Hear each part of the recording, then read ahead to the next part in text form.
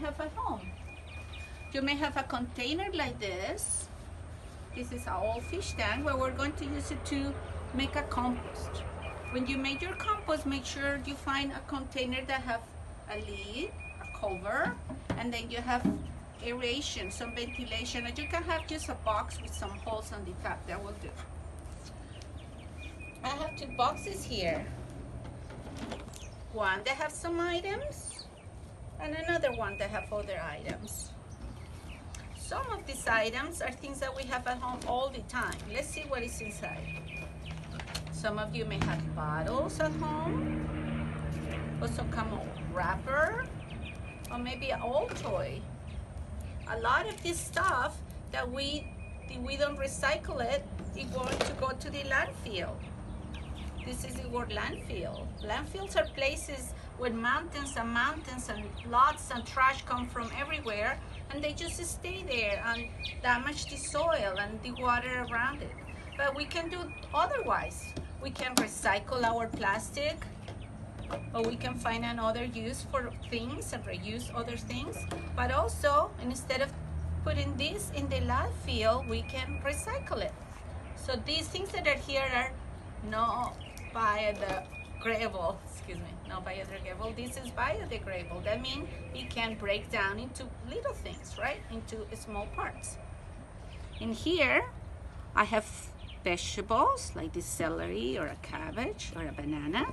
So you can tell mommy at home to give you a container with a lid, and then you put all the things. You can keep it in the refrigerator so it doesn't have a bad odor. And then after a while, when you have all of that, you're going to do your composting. So to do a compost, you need all the things that break down, that decompose. The composting is when something breaks down into tiny little things and become part of the environment. I'm going to wear a glove if you have one at home, or you make sure you wash your hands very well after. Because sometimes when things are decomposing, they start smelling in a way that you may don't like. So the first thing we're going to do is getting this. If you have a paper at home, I shred my paper. But if you don't have a shredded, you can just break it in tiny little pieces. That's going to go at the bottom of your container. Because you're going to make like a bed where you can keep the worms that are going to be in your compost, a place that is dry.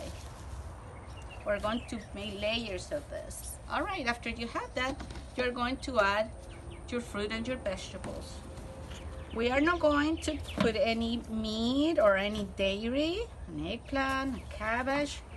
So when you eat your healthy food, also remind you to eat healthy. This is the food I eat, so that reminds me I have to eat healthy every day. Eggshells, not the eggs, only the eggshells.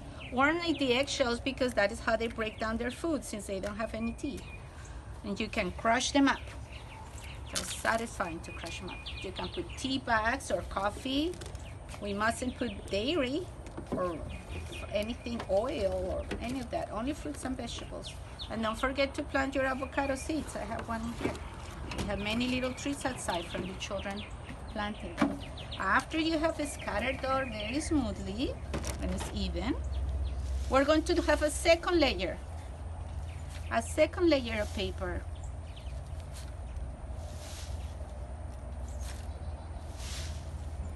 It's like in your house. You have a place to eat and your place to sleep. We don't want to mix them up. The worms don't like to have their living spaces to mess up. And now we're going to go to our vermicompost. Vermi means worm. And compost, that we explained already, things that decompose, they break down.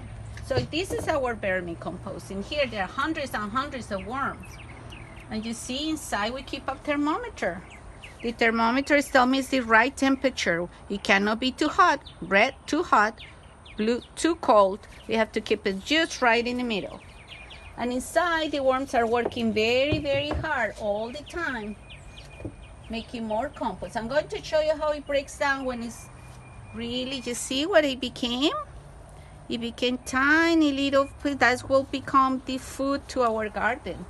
But let me get a nice one for you to see. No, here this one. They're red wigglers. Worms don't have any eyes, and of course no legs, no arms, but they only have a mouth, and they breathe through their skin. That's why we have to keep them moist. They are going to eat food, their weight on food many times. They're great eaters. They're great decomposers. They will help us to turn all the food. Here you can have a look at them.